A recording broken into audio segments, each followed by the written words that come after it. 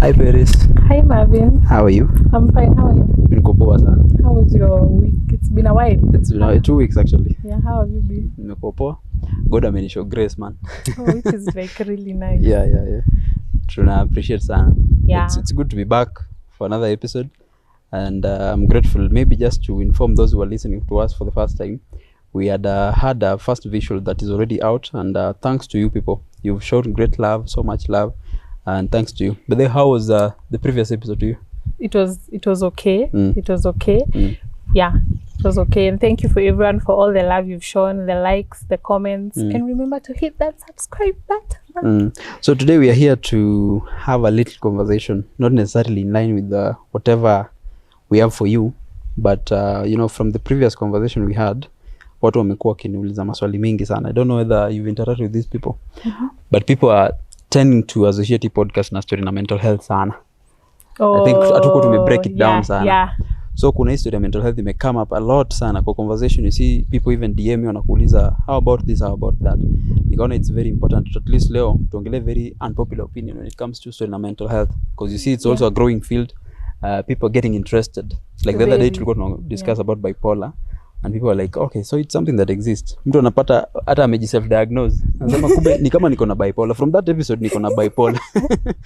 So I think it's very key wase wajue kwanza what it actually entails. And I think if you take the approach of unpopular opinion, wase watajua a lot sana. So welcome to this episode. My name is Marvin Davis, and I'm with our beautiful lady here. Very smooth tena. Well, maybe swali yangu ya kwanza niliulizwa ni history na it has something to do with consent. And you see, when you talk about consent, a lot of people don't understand what consent actually is. Yes. If maybe I was to ask you, what is consent to you?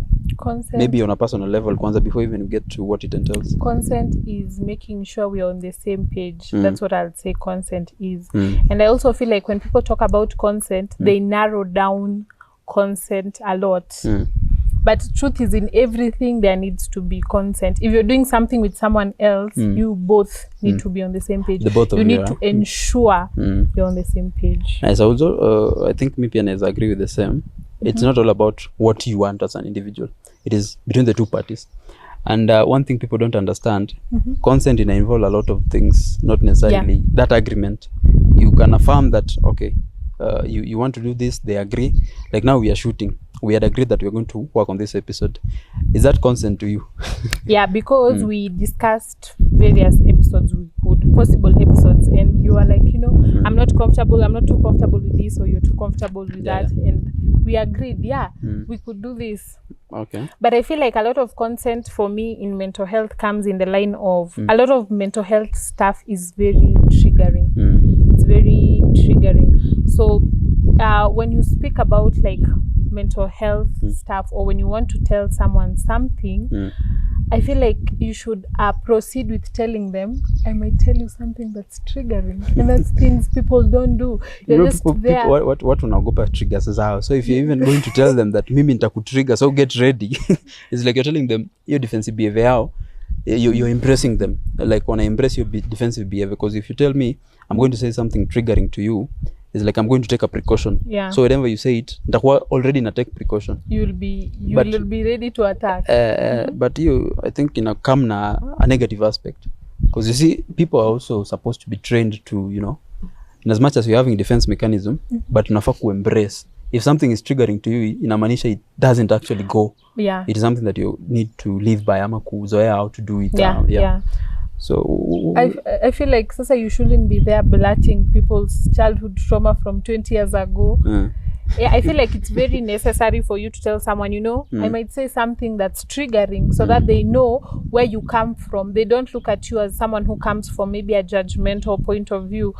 You understand that to them it's triggering, and you're cautious because to them it's triggering. Do you agree with whatever you're saying? Yeah. Because me honestly, I always tell people this person had to develop this resilient type of behavior instead of activate the defense centers. Like atakuwa defensive. They will react back being defensive.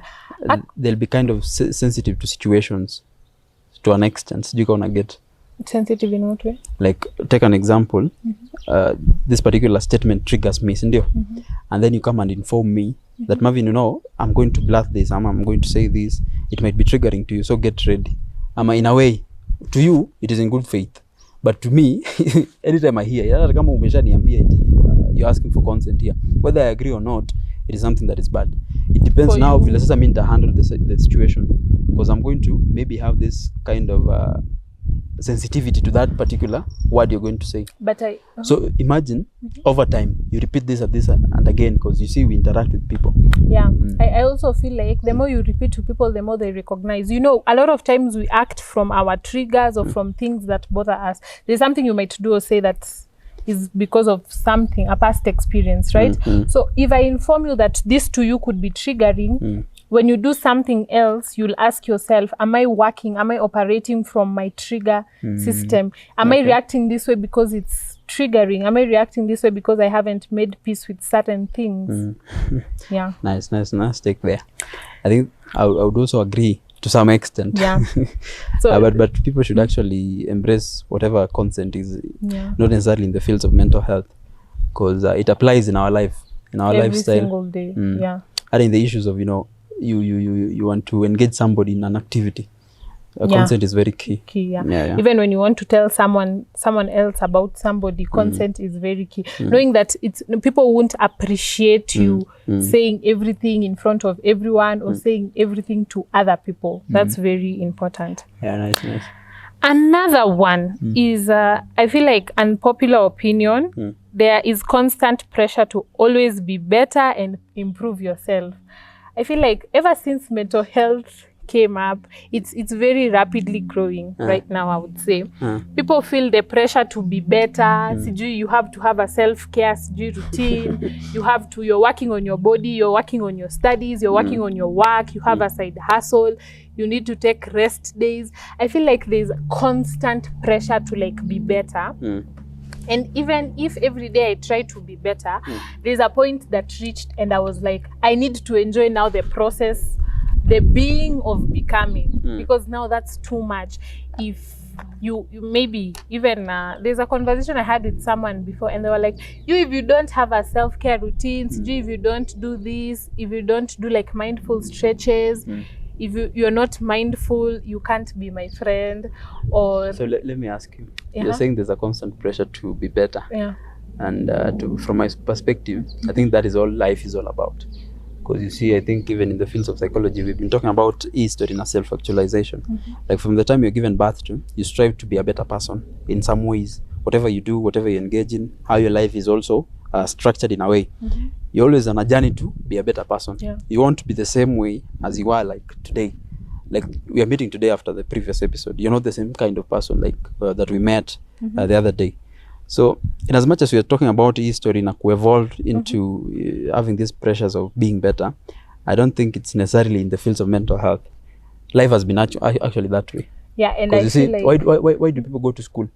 Yeah, to be why better, do you go to school? To get education. To get a better life in general. So, and as much as we're talking about some of these things, the pressure is there. But now that this field of psychology, this field of mental health is coming up, there's a lot that is being discovered. And that's why there are also some cons that comes with it, in line with the being a better person. Because you see how it affects your mental health. It's exhausting. Yeah, I feel like people want that aspect. Me, I'm talking from the mental health aspect. It's okay, if I'm being honest, it's very exhausting to continually be better. It's exhausting, if I'm being honest. Talk to us. It's exhausting because to be better means you have to keep doing things to be better. And sometimes you're doing them and you're not seeing the result and you're like, I feel like being better, that constant pressure steals the joy of the being you as you're becoming someone else. Enjoying the process of becoming you. Yeah. Well, it's true. And what I'm capturing is that at times you need to, also look at the steps you've covered so far. It's not all about getting better day in, day out. At times unafaa tulie uangalie how far have you come, where are you going, and embrace the journey. I think it's also key. And it's okay, your better is not my better. Yeah, I feel like people want to make their betters other people's better. The other one is you are mindful, but to another person you're not mindful. You could be mindful, like you're talking about story now, coping mechanisms, embracing the self, you know, treating yourself. I've been there. I think that one has caught up with me. Being mindful and to other people, because now mindfulness means very different things. Like the way we talked about triggers, telling you, I'll tell you something triggering. To someone, it might like unlock their defense mechanisms, and they're like, if you know it's triggering, why are you telling me? And for someone else, it could look like, yeah, so now maybe I'm operating from my trigger systems. So now mindfulness is very different, and we will even get caught up a lot in this episode because, you know, opinions vary, and we are like, but that was in the best way possible. I handled them in the best way possible. What do you mean? And I feel like it's okay. If you're being mindful, you think you're being mindful your best, and someone tells you, you know what, it's okay. Just accept that feedback. It's okay that you might seem mindful, but to other people, you're not. You know, the general aspect that people tend to associate with being mindful has the subject of to do with the subjectiveness. Like mindful is all about you. But I think it's wrong. It's not all about you. Because you're mindful to other people. It's more of output. Your mindfulness is more like output. I think the narrative should be changed. It should be being mindful in as much as you're being mindful to yourself. It should also be mindful to the others. And it also brings in, it could be mindful differently to different people. It also brings in the idea of, you know, social intelligence to some extent. Because you see, when you interact with people, like you're saying, you might tell me that this is triggering, and I ask you, why are you telling me? If you know that it's triggering, you'd rather not tell me. So I think it also brings in the idea of, you know, being socially intelligent. How do you interact with these people? Because if I'm mindful, I won't tell you something that is triggering. I won't even come and tell you that, okay, this is going to be triggering. I'd try as much as I can ni avoid. Though at least to ishi na amani. Which was the other one that you had? Not everyone needs therapy. Why? Not everyone needs. I used to also think the same. Everyone anytime you're going through something, you need therapy. You just meet someone and they'll tell you in the middle of a conversation you go to therapy, you need to heal, or sijui nini. Not everyone needs therapy, because I feel like for someone to go to therapy is such a beautiful thing, and if you could go to therapy, just go to therapy. You don't have to have a problem so that you go to therapy. That was another one. We'll talk about it when we get there. So not everyone needs therapy, because depending on what you're battling or your stressors or what your encounters, it doesn't necessarily need to be you need therapy. It could be you need maybe more what are they called? You need like to indulge in more self-care. You need to indulge in mindful exercises. It's not that not everyone needs therapy, and to some extent, when you tell someone, you know, you need therapy, they'll start thinking, Kwani, how big are my problems? Your problems are as big as you don't know them. So I think that is the whole ideology of this opinion. Because if you're talking about not everyone needing therapy, then what is the alternative to them? We're talking about self-care routines. We're talking about being mindful, coping mechanisms. Because what happens is, actually, you know, people don't actually know what takes place in therapy, and that's why they say everyone needs therapy. Because even in therapy sessions, as you progress, maybe the first month you'll have 2 sessions every week. Then it will get to a point where your therapist just says, I think you've improved and now you can handle stuff better. But now they could put in like a check-in clinic for maybe 2 months, or like if you need them now, you call them. With time, itakuwa maybe 6 months. That one has actually reminded me of this tweet the other day. Mtu anasema, I went to therapy and all they were doing was asking me questions and nodding their head. So you can imagine, you have a problem, unaenda therapy, mtu anakunodia tu kichwa. So it might work for you, it might not work for you. I think people don't know the entire idea of therapy and what goes in therapy. Maybe you can tell them, for those have you experienced therapy before? Ushaienda therapy ukajaribu? How was the experience? I'd say it was okay. It was okay. But now people, you have a therapist is like connecting with a partner. It's actually, unpopular opinion, it's harder to find a compatible therapist than to find a partner. And that also brings in the other opinion of not everybody's a therapist. Not everybody needs therapy, not everybody's a therapist. Because you might go you find somebody that you're not even compatible with. They share different ideologies from whatever experiences you have. And like we were also saying in the previous episode, when you find something that works for you, it doesn't necessarily have to be in therapy. Yeah. And that's why we tell people, when you go for therapy, what happens is actually they show you the way, because they don't make decisions. You see, for this idea of there's power in knowledge, having that information. We assume that you don't have that information. You don't know actually what is happening. And so what they do is that they just open your eyes. Therapy is more like enabling than determining. That's what I always say. And it's all about you, don't not make, the therapist. they don't make decisions. They will just tell you this. They will provoke maybe your beliefs. Then you will sit down and say, yeah, possibly it could be, it's this or that, and then you make the decision. Like that one of asking questions and nodding your head. So I don't know. Now I actually don't know what they expected from therapy. No, there's a difference between therapy and coaching. And when I say not everyone needs therapy, there are even people that need coaching. Because in therapy, you go to talk to someone and they will listen to you. Like probably that was the first session. So in the first session, there's a lot of nodding heads and just listening and listening.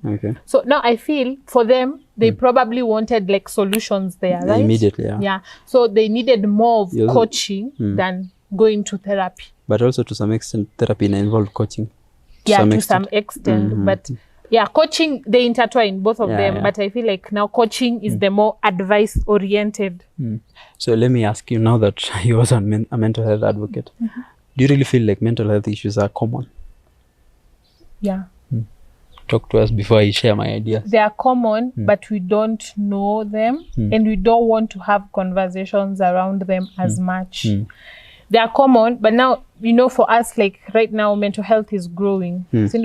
Like there were suicidal cases even before. There were like bipolar cases before. There are ADHD cases before. There are depression cases.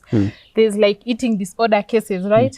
They are there. They are common, but we don't want to speak about them. But now, if you bring they are common, everyone wants to self-diagnose. A little like this. You're saying you feel some type of way, you want to after a disorder that resonates with you. Yeah, exactly. Okay, my idea is do you think they are common? I disagree with you. Mental health issues, okay, in as much as they've been there, they're not that common. People tend to, there's this ideology that we want to be cool. Now it also incorporates your idea yako ya self-diagnosis. Because utapata just daily life stressors, maybe an issue imetokea mahali, I think this anatafuta disorder hapo, anajilabel nayo. And it's not like I'm trying to stigmatize people, because you see, when we now talk about this narrative, it answer to challenge the beliefs that people have. And that mtu mwenye kona real, the genuine ones, ataanza feel like you're being stigmatizing them or something. The issue here is that people currently tend to label themselves, they feel like they're cool. They're trying to fit in. There's this idea of fear of missing out. Like I want to recognize with this mental issue. Now we should with mental health issues, I feel like we should embrace more the joy of missing out. The joy of missing out. Jomo. Jomo. Not FOMO. Nice. Yeah. Okay. What was the other one? I think they were a couple. So the other one for me is that addiction or mental health stuff is not willpower. Addiction or mental? I feel like mental health issues are not like willpower. I feel like when we have discussions around mental health stuff, if maybe someone tells you I'm depressed, people will tell them, but no, you can snap out of it, you'll get over it. I feel like and I always say this, we ought to treat mental health stuff or like mental health issues like physical health issues. It's when someone has a mental health issue. If somebody has a mental health issue, it's their fault. No, I'm saying it's not willpower. It's not their fault. Oh yeah, mental health stuff is not willpower. You don't like wake up wanting to get that. Yeah, true. And I feel like that's what a lot of people don't get. But it could also be brought about by the people want to be cool thing. So to that's some extent. So now I feel like if I always want to treat like mental health issues. But why associated like physical, with let me just cut you. Why associated with addiction? Because you see, when you talk about addiction, Okay, in as much as tunaongelea addiction inaweza kuwa ina relate na mental health, but addiction in itself, do you think somebody chooses to be an addict?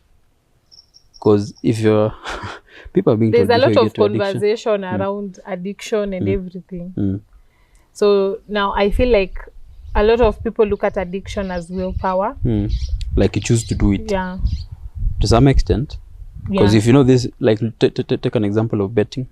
Mtu anajua betting ni mbaya, and you're not saying tunachomea any organization ya betting. But don't come for us. There's always an advisory that is given. Yeah. Kwa this type even of drugs beer. that people and somebody goes ahead.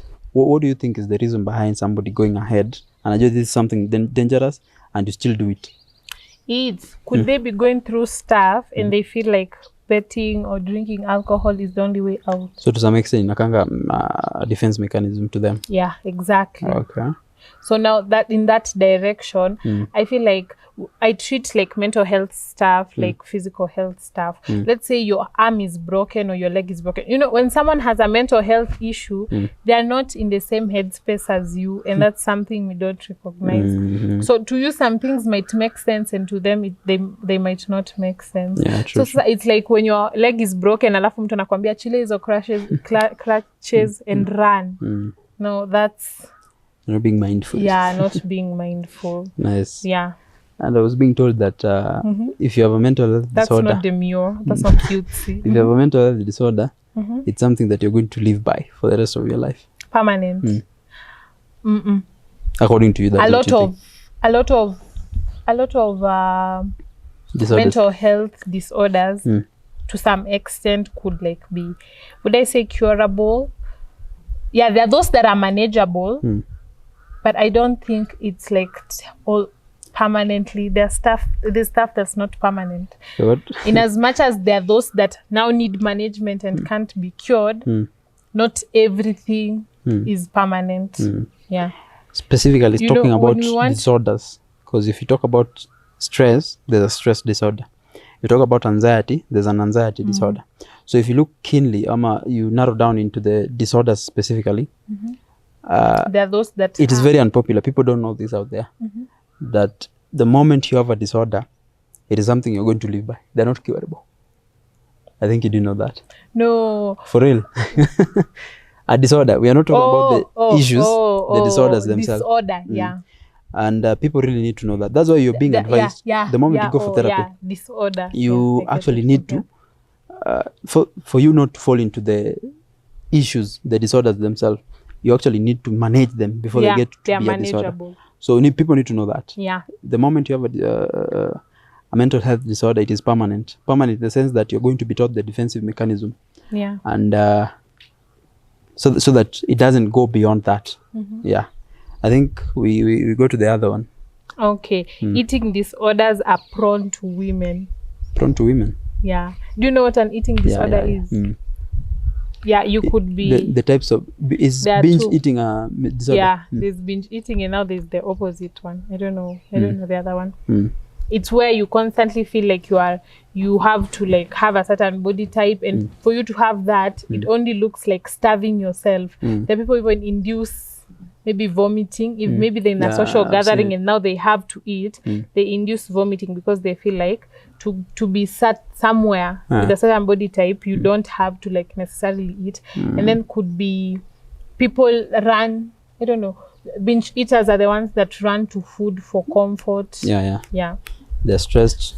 They look for a snack. I feel like the conversation is always, have you seen those reels and TikToks of when I get food without my girlfriend, or my girlfriend, when she's mad, all I have to get her is food. Have you seen those things? I think but I've not concentrated much on that. Yeah. So they are there, and I feel they're the ones that are leading to this type of narrative that eating disorders are like majorly for but they also contributed by addiction. Because if you look at the categories of addiction, there's an addiction of eating addiction. I don't know whether it's called that, but at that category, it contributes to some of these eating disorders. But truth is, eating disorders are for both females and males. Yeah, it's those things that are perpetuating. I'm trying to look at the models, because that is the type of people I'm trying to associate with these. if a lady is a model and the guy is also a model, is there a certain body type that the man is needed to have? Yeah, but we don't talk about this enough. There is a certain body. Okay, I don't know. So who starves more? Who starves more? Because more? starving is also a disorder, an eating disorder. Who starves more? Between I feel the like lady you and don't the have man. to starve for you to have a certain type of body. It's just how balanced are things that you're eating. No, I actually feel like people don't look at it this way, and I could also be biased, but you'll find that with modeling, like even for like females, they're like now the ideal traditional models, and they're plus size models, right? But for men, it's always either you're like skinny or buffy or like huge. Missing a mengi up. Anyway, in the same line, so there's this story I talked to you about being cool in this era of mental health, growing up and having this cool lifestyle. You don't want to miss out because now, So there's this issue of astral projection, and the other time in a class we had a discussion, and somebody mentioned it, and they said things to do with meditation. And when you talk about astral projection, you don't leave meditation behind. Have you ever experienced what meditation is? To some extent, yes. Nice. I'm going to use you as an example. So if you're to tell somebody how to meditate, how would you do that? To begin with, I want to use you as an example, so we'll break it down to us. I think for me, there's meditation there are different levels, and I feel like to some extent, I subscribe that meditation is not purely, it's astronomers. There's a level that reaches that it's astronomers, but not the whole entire idea of it. Okay, so somebody was telling me the moment you meditate, they associated this with it being demonic in a way, because you see, I think the whole idea of spirituality, religion, and these realms, I think it's the concept of realms is demonic. Okay, when you do you meditate? I have tried it a few times. I don't know whether I was doing it right. To you, do you feel like you're in a completely different world? Yes, of course. I'm not always in the present moment. No, not in the present. Wonder, I don't know whether it's my mind or the body. But what happens is that you're not there. For sure. Because something might also be happening there, like you're not even do you feel like for you it's super spiritual? Like now you've started being drawn, not like going into another world, not exactly going into another world, being drawn into another world where it looks different from what... It's more of being taken to, like taking yourself to another world, not being drawn. Because... I think the first time I got scared about it is when when I did it, I used an instruction too, simple instructions.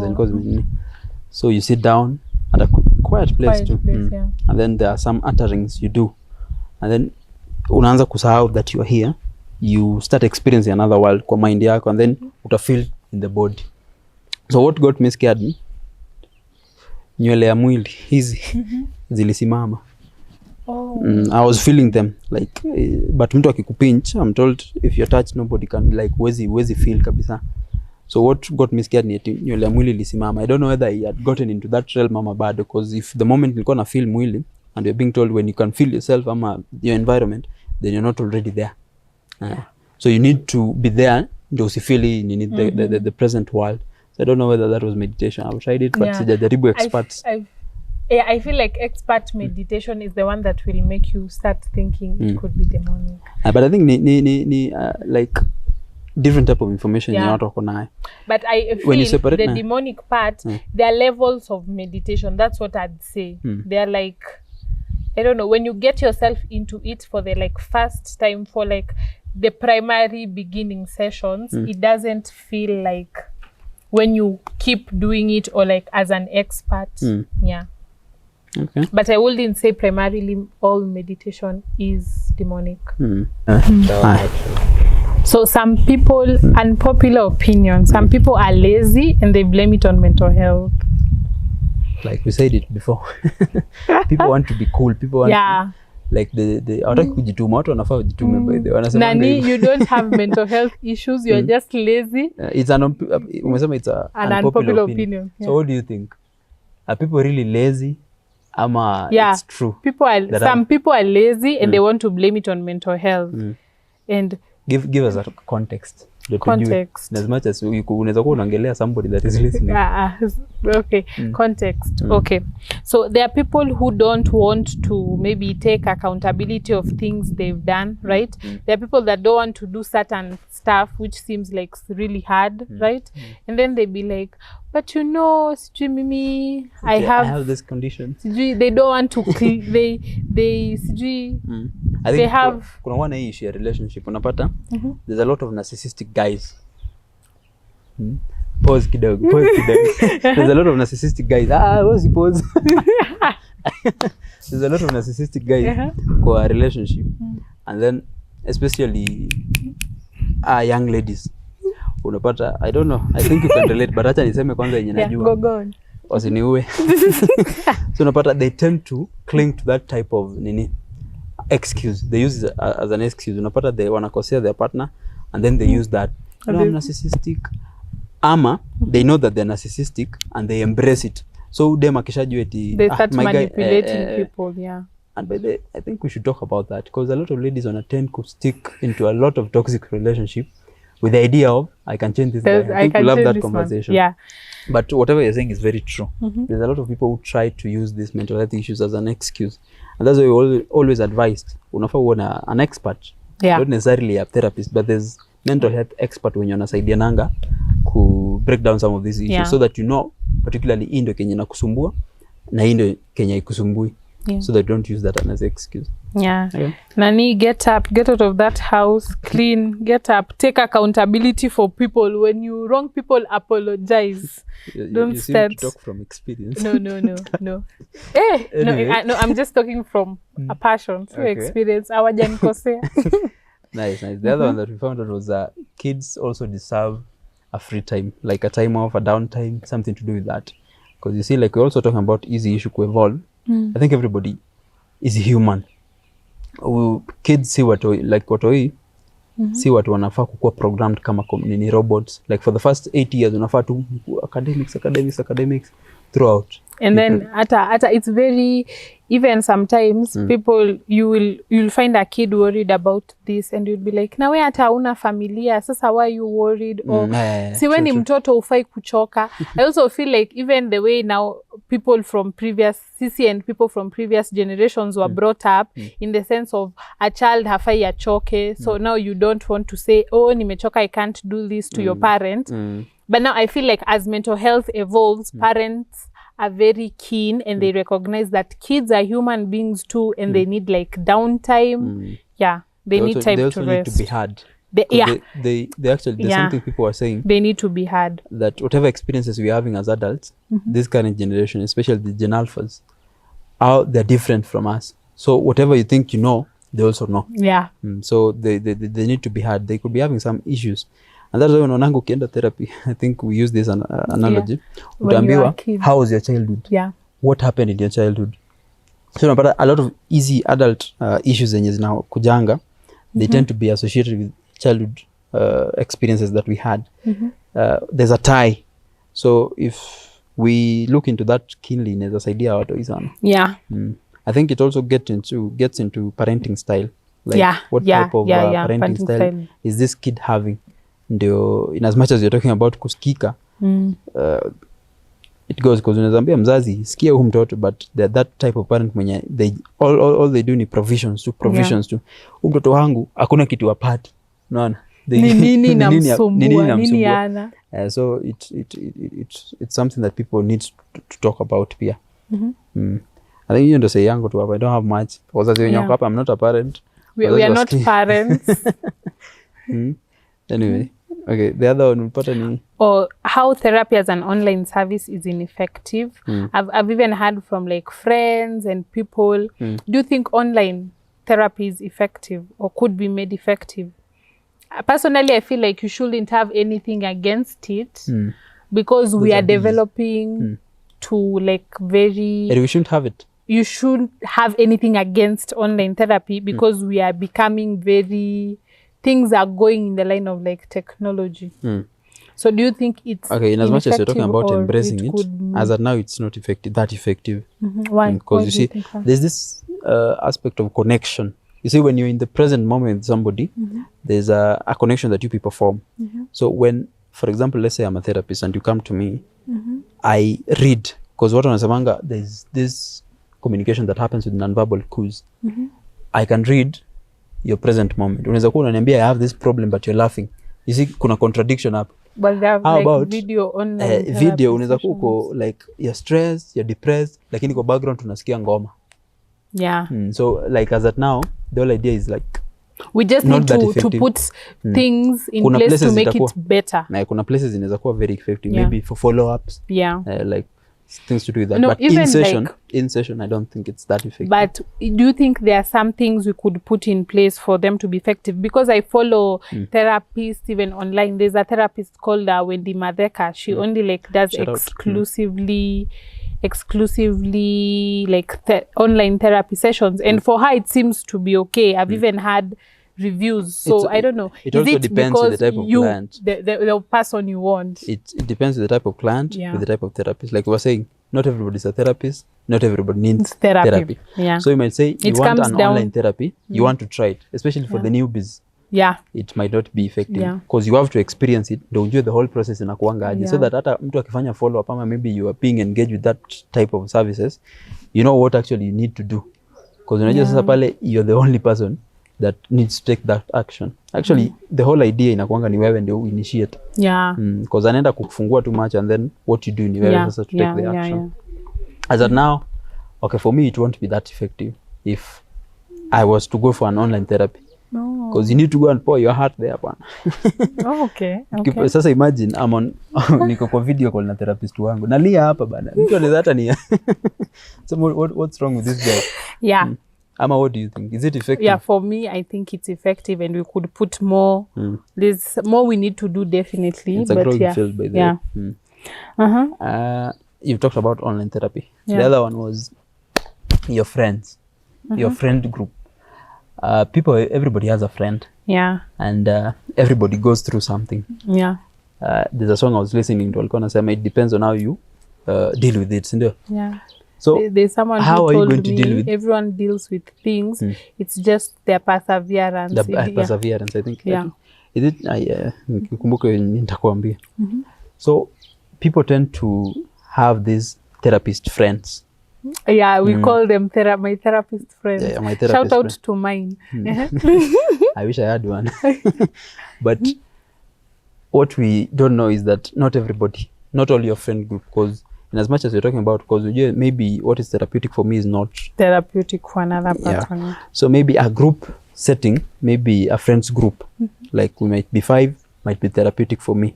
But within that therapeutic group, not everybody is your therapist there. Yeah. Yeah. And as much as you go for emotional comfort to them, not everybody needs to hear your problems, because kuna people who rattle out here. Yeah. So I feel like you also need to draw the line. Don't baggage your friends with too much. Remember, your friends are like not expert. They're not like therapists, right? So I feel like there's an aspect of don't But I feel like everybody needs somebody. Everyone among their needs friends. somebody Yeah. for sure. But now, even as a therapy friend, I could be having an issue and my friend is also having an issue at the same time. There's somewhere you meet in the middle. There's somewhere you meet someone. But don't you think, so me, I have an issue, you also have an issue, and then I come to you, come to me. At the same time, I pour out, like nikuje, nikwambie, and then you also come and tell me. It's also therapeutic in a way. Yeah. Because I say, kumbe But mtu now I feel like kuna limit. If what you're true. telling them is not too urgent, just tell them they're like urgent stuff. The rest that's by the way, don't put too much pressure on them because they're human at the end of the day. Kuna watu huku wanabeba mashida ya wenyewe. Wenye they're it's like bad. just people just constantly come to pour to you. Kuna hata zingine za if I'm meant to there's this meme that always says, what does it say? God, if I'm meant to fix broken people, just take me to a garage. Because they feel like they attract people with their issues and people with their problems. They keep telling them. So it's now the aura they give. The people who are just comforters. You be around them, you feel some type of way. yeah. Which is not wrong. Yeah, which is absolutely not wrong, but also now mind, they're also human and they could have their stuff, and sometimes they best handle things the best way they know how to, even if it's not like the best way to you. Yeah. What does that one mean? Nimaliza zangu. Okay. This one we've said before, but I need to emphasize, not everyone is a therapist. I feel like in this era of growing, I'm not sure if it's because of the algorithm of what I follow on social media, but my social media is has a lot of mental health stuff, and everyone wants to give advice. Everyone is opinionated. Yes, everyone has There's a right lot to of their opinion out there. But I feel like, sir, now, not everyone is a therapist. There are things that should be left to experts only. The same way people want to give you, ukisema niko na homa, they want to give you meds and they're not even medics, right? So I feel like there are things that should be left to therapists. Not everyone's grandmother and aunt is a therapist. And what people need to also know that there's a lot of information out there. Like people consume on a daily basis. Like you're saying, your algorithm shows you things to do with mental health. You might also go in the line of mental health advocacy. And so whatever information you're taking, don't just take it at the face value. We could also be advocating here. We are talking about stuff that we know. Don't take as points of interest that you're going to have a conversation and then you say, Perry said this, Marvin said that. Because you're going to be asked questions. Yeah, look deep into it before you. Don't just take things at face value. And I think it's very critical that people also analyze whatever type of information they consume. Because whatever you consume is what you're going to give out there. You give out, Yeah, that is key. So another one, this one, you people are mental health ambassadors online, and on ground they are bullies. I've seen these memes of mnajifanya mental health ambassadors and you could bully someone into depression. Yeah, I think it's something. But now I also feel like, because now it's growing, there are a lot of things people don't know, right? And even there are a lot of things someone who is not like deep into this field might do, and you feel like, no, that's not being mindful, that's not cutesy, that's not demure at all. So I feel like whatever you have a stand on online, you should have a stand on in person. I always feel like social media is an extension of who you are, in as much as it is social media an extension of who you are.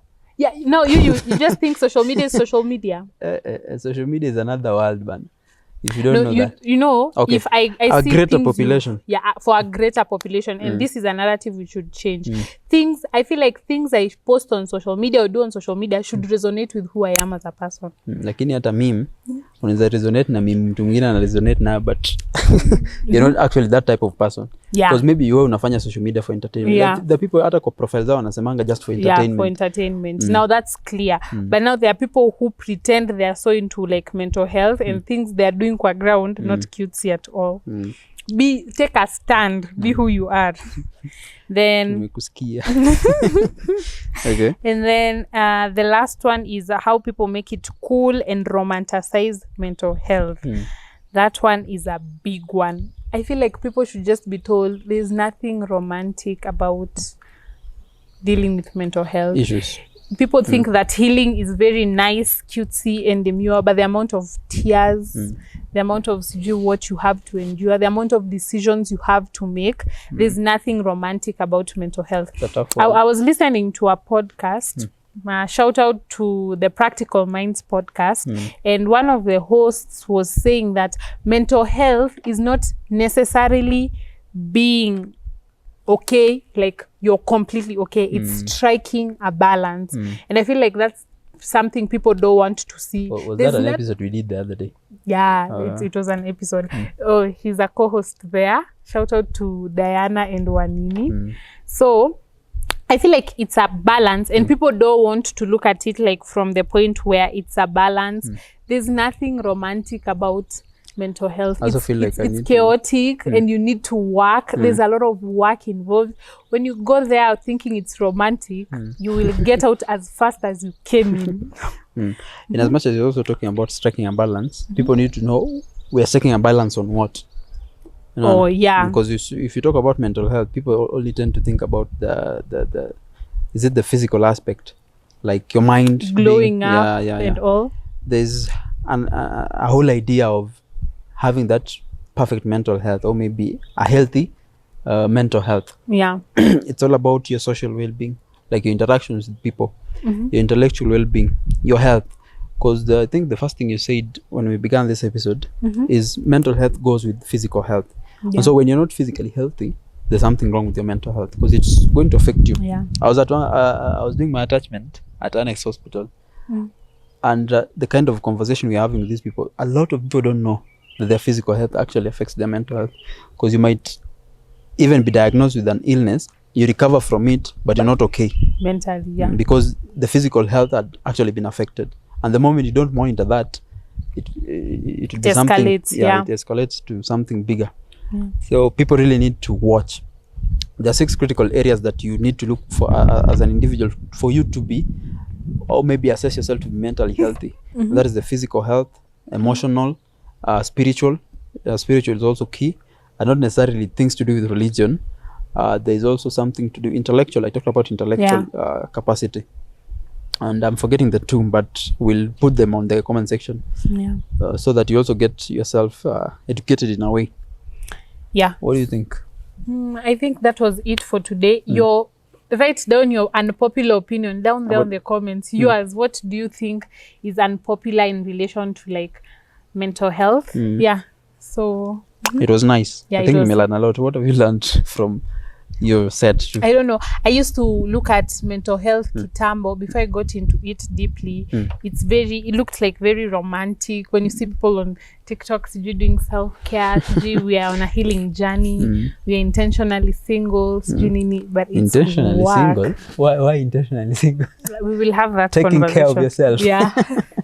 Nice. Yeah. So it was a really nice one. So that was it for today's episode. We meet you next time. Thank you for joining. If you have come this far, you're a real OG. Remember to like, comment, and subscribe. See you in the next episode. You have something. See, tumemaliza bwana.